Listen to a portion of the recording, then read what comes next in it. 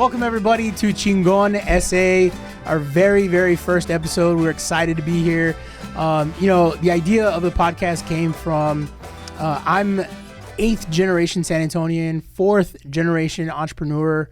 And one of the best parts of my job is getting to hear and getting to know the stories of local business owners here in town.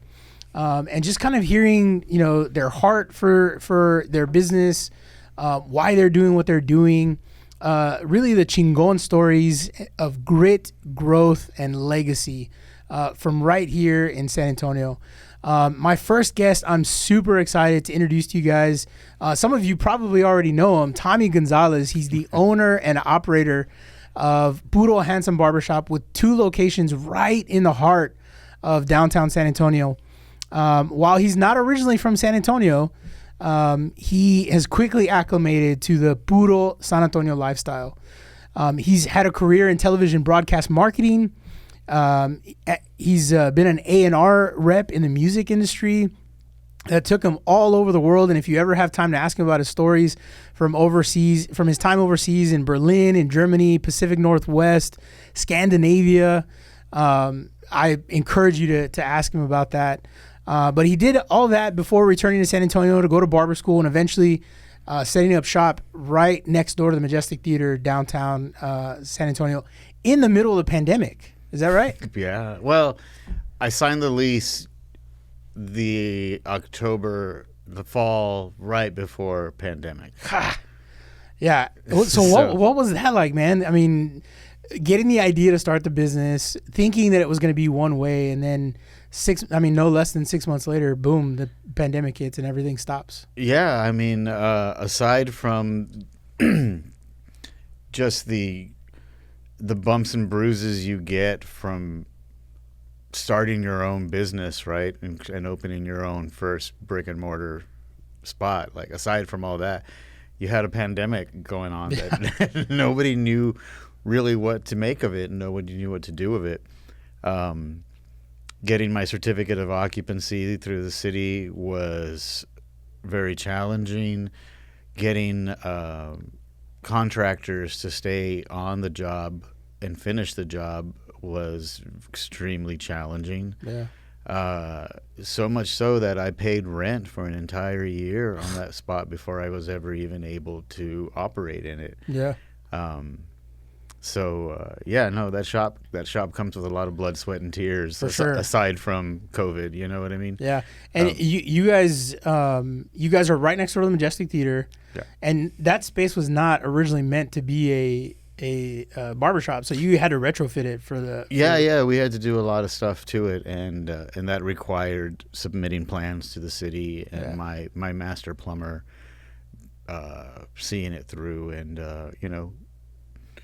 I'm sure it was challenging for everybody. I don't think I was the only example that way, but like he struggled too. He was just like, man, stuff that used to take me one afternoon to get done is not happening that soon anymore. So it was extremely challenging for everyone, and it was super frustrating. Yeah. And financially painful. Yeah, I bet. I remember my office was located downtown during the pandemic, and man, I mean, I still went to my office. Nobody else was in the building, basically. Yeah. But I remember walking around downtown and it feeling like a ghost town. Yeah, never mind all we went through to get it open, but once we did get it open, you weren't getting any foot traffic. You could fart in Houston Street and it would echo down. You could hear it all the way down to Travis Park. Yeah, I'm grateful for that time because it really gave us the opportunity to get to know a whole new community in downtown, people who live downtown, not just people who work downtown, but people who live downtown. Yeah. And I'm talking about everybody from like people like I come here during the winter and then I go back to, Florida or wherever in the summer, or people who are like, yeah, I've got a home out in Chavano Park, but my wife and I like staying downtown. You know what I mean? It was a slice of San Antonio citizens that I wasn't aware of. Yeah. And me being a business that depends on people, I was really kind of tickled by it, and it kind of like it was kind of one of those like silver linings. You were like, this is the lesson, you know what I mean? Yeah, this is what you were supposed to learn here. And it was really cool to meet all these people that have these really incredibly cool lives that make downtown San Antonio their like home base. Yeah. And obviously some of them have become friends and clients. Of and course. that kind of thing. Yeah. That's cool, man. So I'm just curious, like, why the barber industry? How did you end up there, going from TV marketing, being an A&R rep? I mean, that must have been a fun career. Well, aside from I was an A&R rep for my own record label and my own publishing company. So, that was fun until it wasn't. Yeah. You know what I mean?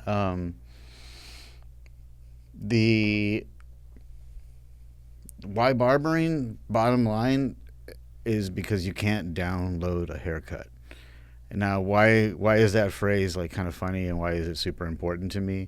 It's because I was at when I had my label, I was in Berlin at Soho House, posh party, middle of the day. Spotify's there, Deezer's there, all the big streaming companies for Europe are doing kind of a dog and pony show and a kind of like a presentation on how to monetize digital music. And you mentioned that I come from broadcast, and that's another kind of world that sure.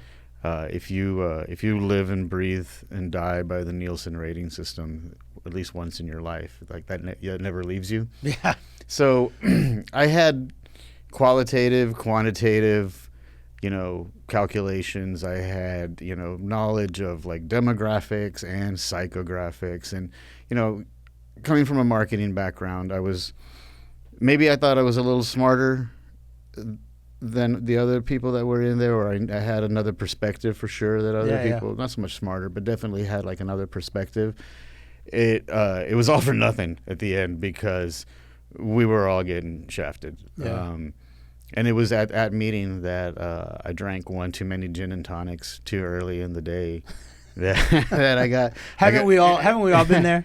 Yeah, I mean that's what they get. They were giving me cute little cucumber sandwiches that weren't soaking up the booze fast enough. So, I think everybody at one point has gotten buzzed or drunk enough where you're like, it's kind of a truth serum. Like, you just can't fake it anymore. You know what I mean? Yeah. And at that point, like, I think I was done faking it. And I was just like, I heard a little voice in my head. It was just like, this sucks, dude. You're not happy doing this. Like, why are we still here? You know what I mean? And it was one of those, like, why are we still here? Let's get up and go. Like, screw this. I'm done with this, Yeah. And it was really that simple. I just got up from the meeting, grabbed another gin and tonic and a few more sandwiches on the way out, right? You got to have a roadie. I needed a roadie. and I walked out the room, and my peers and my friends and the people that were my colleagues in Europe through the record business and the festival business and stuff like that were looking at me like, where are you going? And I was like, I'm out of here, man. Just meet me at the bar, And they're like, all right, we'll see you after this meeting, right? So I go to the bar where I drink some more and I get more buzzed, and I started thinking, like, what's the one thing in the world you can't download? And all I could come up with was a haircut. And it was at that point where I was just like, yeah, I think that's it. I'm gonna look into going to barber school. But I know right here, right now, I'm done with this. Yeah. Like, this chapter's closed today. You know what I mean? So you had no training in being a barber? No, none at all. I mean, I had, when I was like 10 or 11, my buddy and I found his mom's like clippers that she used to like groom her poodle. And we were like just skater punks, so we thought we were Tony Hawk, and we gave each other like undercuts. Like we just shaved it and left it long on the top, but like we didn't have long hair, so we just looked like little dumb palmitas, But that's when that was the evolution of the Edgar haircut. Yeah, man. really. But that was also my first lesson in like clean clipper blades, because my scalp got infected. Oh, wow. It turned green, bro. It was disgusting. I was worried for a minute. Yeah, so, as you should be. Yeah, so that was my first. But after that, like, nah, man, my whole career, everything was television. I started working in TV stations when I was like 17 years old, and it's all I had done up until my mid-30s. Yeah. It's really the only world I knew. Wow. And, so it was It was a big leap of faith for me. You came back home, decided to go to barber school, and yeah, I came back to San Antonio, and I was like, barber school is where it's at. And I started looking at the barber schools here in San Antonio, and I was like, maybe barber school's not where it's at. I wasn't really like bemused by any of them, you know, and I was still thinking, and like my plan was still to go back to Berlin. Like I loved living in Berlin, and I wanted to go back there desperately. And part of me was just like, all right, figure out this barbering stuff, because you can go back and open up an American-style barbershop in Berlin, and that'll be cool, and that'll work. You can make this. You can do this. You know what I mean? And so I didn't find a barber school here, but my original plan was in Berlin. Like Berlin, riding a bicycle is where it's at. Like seeing the city from two wheels is a perspective that just has to be experienced. It's really super cool. Yeah. You don't see everything when you're in the tunnel and you're in the tubes and you're on the subways, right? So when you're up on the street level and you're riding in the bike lanes, you get to see parts of the city that you never knew existed. Yeah. So bike culture was really important to me when I lived over there, and I learned to like start doing my own bike repairs.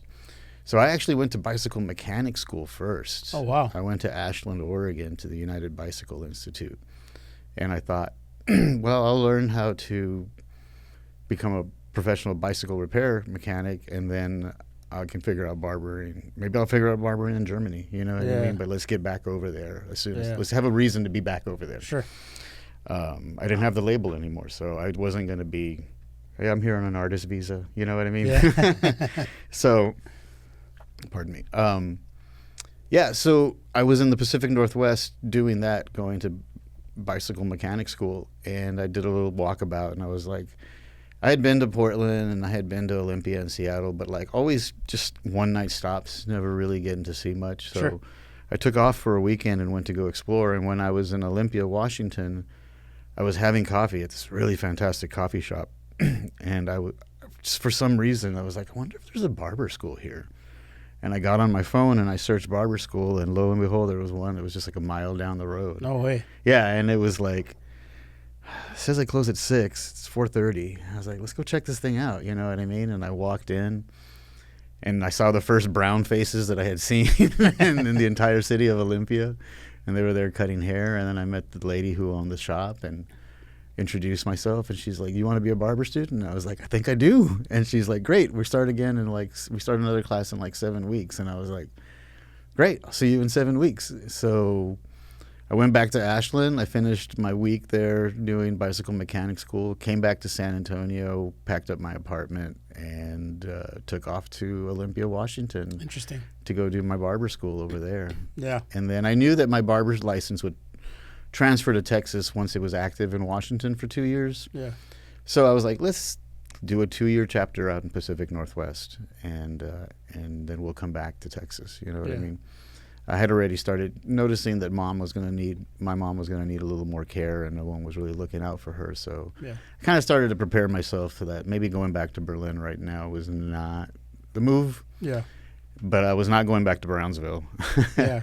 So I definitely wanted to stay in San Antonio. Yeah. So once I got my license in Washington and I worked over there for like 2 years, I came back over here, got my Texas license, and I tried a couple of different shops and a couple of different companies until I realized, like, nah, I can do this. I can have my own shop, you know. And then the pandemic slapped you in the face. And then the pandemic slapped everybody in the face, you know what I mean? Like I've learned now that I'm grateful for that pandemic. Helped me acquire a lot of clientele too. Yeah.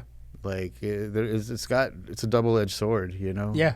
Also, that pandemic allowed me to, like, the real estate in downtown, like the rents like kind of dropped and plummeted. So it allowed a little operation like mine to like still have a chance, you know, before we get priced out. That's a good point. Before we become another cultural district and the rent goes up like 3 times, you know, as we've seen with some local businesses already, you know. For sure. So, you know, I still count my lucky stars, and I'm still extremely grateful for all our clientele, and I still know that being downtown is extremely important and still an honor for me. So we don't take it lightly, and I want to stay down there for as long as we can. One of the things, so in full transparency, I've been going to Poodle Handsome for,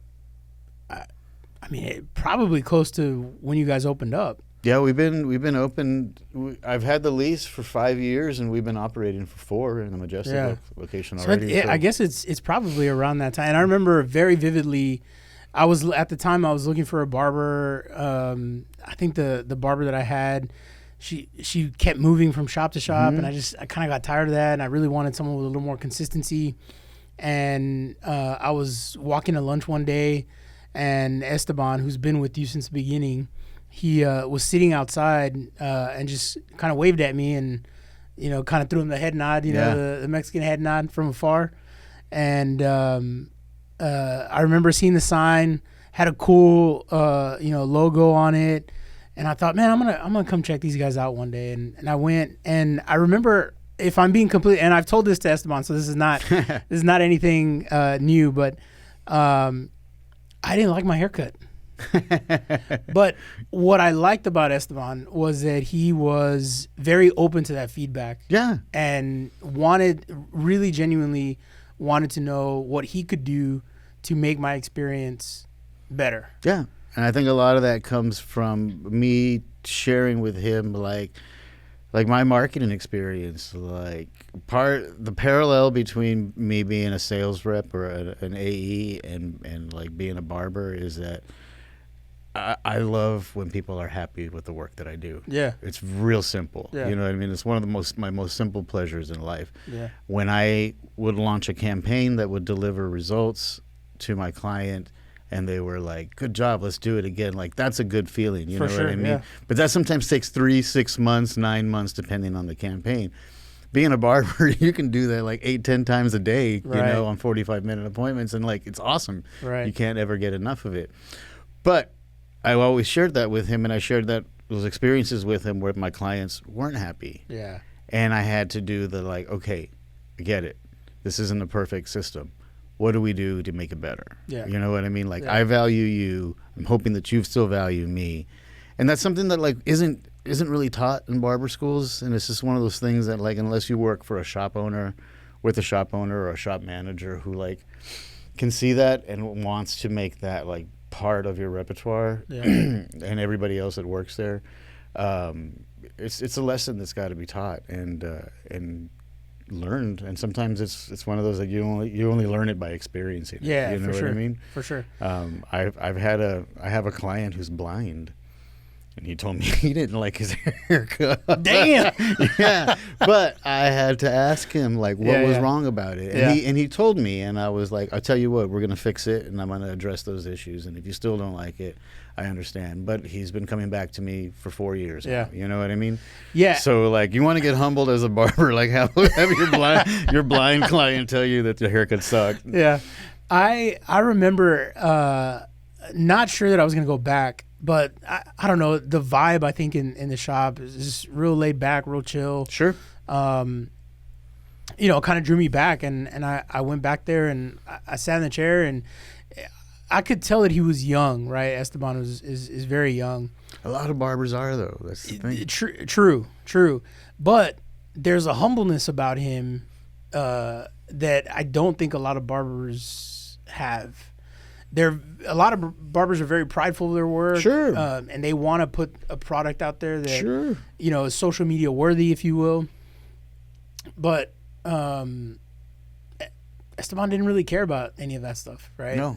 He cared about me in his chair and that I was happy with the product that he was putting out. And so I told him, I was like, hey, man, I got to be honest with you. I wasn't too happy with my haircut the last time. And we had a conversation about it, some, collaboration, give and take. And, he kept asking me if it was okay and this and that as we were going through the second cut, maybe even the third cut. And eventually I just liked working with him. Yeah. He's easy to talk to. Sure. He's really cool. There's a reason why he's still with me. Yeah. Absolutely. And so, yeah, man, I mean, I just, that experience that you guys put so much intentional effort in is one of the reasons that I keep going back. Well, that's because you said it. Our product is not a haircut. Our product is an experience. Yeah. Bottom line, I don't care what anyone says. Our product is not a haircut. Our product is not a beard trim or a shave. Our product is an experience, and that entails everything about it, including who the coworkers are. Yeah. And there's a reason why my shops are small and 2 chairs. I want to be able to control the environment. I want to make sure that we create and foster and cultivate a good environment of people who like working with each other and doing what they love. You know what I mean? Yeah, for sure. And that takes time, and it's another way of thinking about this industry that you don't hear a lot. Yeah. Yeah, and the other thing about that is you're right as far as like, you know, being a small shop, controlled shop. I'm curious though, like you guys have 2 chairs in the one location, you have 3 chairs in the second location. Just 2 now. Oh, just 2, okay. Yeah. So you have 2 in the second location. I mean, is there a reason why you haven't like gotten a bigger space to put all you guys together? I'm gun shy after COVID. Yeah, makes sense. If something like a pandemic were to come back and it came back twice as strong, a big 12-chair shop with 12 barbers and 12 clients and 12 boyfriends, girlfriends waiting or whatever, that's 36 people inside that room already. You know what I mean? Yeah. That's terrifying. Yeah, that makes sense. When you think about it. Our industry got hit really, really hard, and we really had no guidance from the TDLR. We had no governing body making hard, fast decisions to protect us or to protect our craft and our industry. So because of that, I am trying to control as much of that as I can by maintaining small shops. And to the point where we don't get crippled by another pandemic. You know what I mean? You guys do a lot of work in the community as well, which I really love about your business. You guys, I think you guys do like some free haircuts for folks over at Haven for Hope. I was doing that in the very beginning before pandemic actually.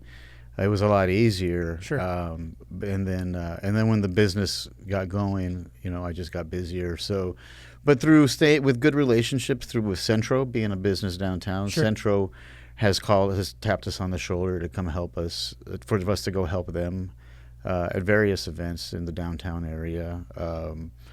My good friend from For Goodness SA, she does a lot of community events, and we're there to help her as well. City council districts reps have called on us to go help for back to school cuts as well. So like, we're always, one of the things that doesn't get talked about in my like resume is that when I was in broadcast, I was also public service director. So I was liaison to the county, I was liaison to the city, and I was at the table with people doing local community care events, you know what I mean? That weren't just like nonprofit umbrellas, you know what I mean? Like, these were people who were doing stuff in their own community. This was back in Vegas. Sure. But I assume that it's not too different here. So I kind of just lean on those experiences from being a public service director and being made aware of like all the different places and people in our pockets of our city, you know what I mean? That definitely make up San Antonio. So, it's we're, like I said, we're one of the last of the real people business. So we're gonna give back as much as we can. Man, I've really enjoyed this conversation. Before we go, I have one more question for you, and I think it's a really big question, you know, that if business owners aren't thinking about, I hope they will be thinking about soon. And it's what does the idea of legacy mean to you when it comes to your business and leaving your mark on San Antonio and the community that you serve? What do you want that to look like? Well, I have I've always had really good mentors, and one of the things that they instilled in me is having like a 3-year plan, a 5-year plan, a 9-year plan. You know what I mean? Yeah. Having a target at least. Yeah. And with each one of those plans, I always try to write like just one statement that keeps me focused or aiming at the right target. And the one that has come up and the one that has remained for the past like 4 years is, I'm really hoping if I was to leave a legacy, it would be to leave the business of barbering in better shape than when I found it. Not just your shop. Not just my shop and not the craft. Yeah. The business of barbering. And I'm hoping that with my experiences and my big mouth, I can shed light on different facets of this awesome business, this really, really great industry that doesn't often get talked about. Like the parallel of my experiences as a public service director and a shop owner should not be ignored. You know what I mean? And when I open my school, I want to like focus and emphasize those parallels and to let these young men and women going into this wonderful industry know that it's not about volume. It's not just about the fade. Like, we take care of people, and as we continue to move forward in a society that is driven more by automation and AI, we still got a really nice window of time before we get touched. Yeah. But with that being said, like, we need to make sure that people know why we're still touching them and why we do it. Yeah. You know what I mean? So that's why I say, like, the entire business of barbering. Like, I want shop owners to understand we take care of people. Like, if we weren't for people, we wouldn't be barbers. Yeah. We'd just be people with clippers and chairs. Yeah. So. Yeah, and, you know, the turn and burn of, you know, the 12, 24 shops. Sure, and that's going to exist. And like I said, like I told you, like, there's different pockets and there's different communities and there's different needs and there's different mindsets for entrepreneurialism. You know what I mean? Yeah. But, like, bottom line, if we don't have people, we just have clippers and scissors, you know? Yeah. Pardon me. But to answer your question, my legacy that I hope to leave is to leave the business of barbering in better shape than when I found it. Yeah. Man, Tommie, thank you so much for coming on the show. I appreciate you having me. Yeah, man. Of course, when I thought about this podcast and what it meant to me to get it off the ground, you were the first person that came to mind, honestly. I appreciate that. I'm really glad that you. It's because I told you I got a big mouth. You can't shut me up, so I'm easy to talk to. But no, I'm proud of you, and thank you for coming to the shop and sitting with Esteban all these years. And Absolutely. So it's an honor for me to be here. Yeah, thanks, man. Yeah. I love what you guys are doing. Guys, if you want to check out Tommie, be sure you visit the shop. PoodleHandsome.com is where you can find the locations, where you can schedule an appointment, social media, PoodleHandsome.com or Poodle Handsome SA. Poodle Handsome Barber Shop. Poodle Handsome Barber Shop on Instagram. And Facebook. And Tommie's also been on a YouTube channel called Haircuts with Harry. Go check out Haircut Harry. Haircut Harry. On YouTube. We'll link all of those things in the show notes. Be sure to go and check it out. Go support local. Go check out Tommie and his crew over at Poodle Handsome Barber Shop. Guys, thank you so much for tuning in to today's episode of Chingon SA. We'll see you guys next time.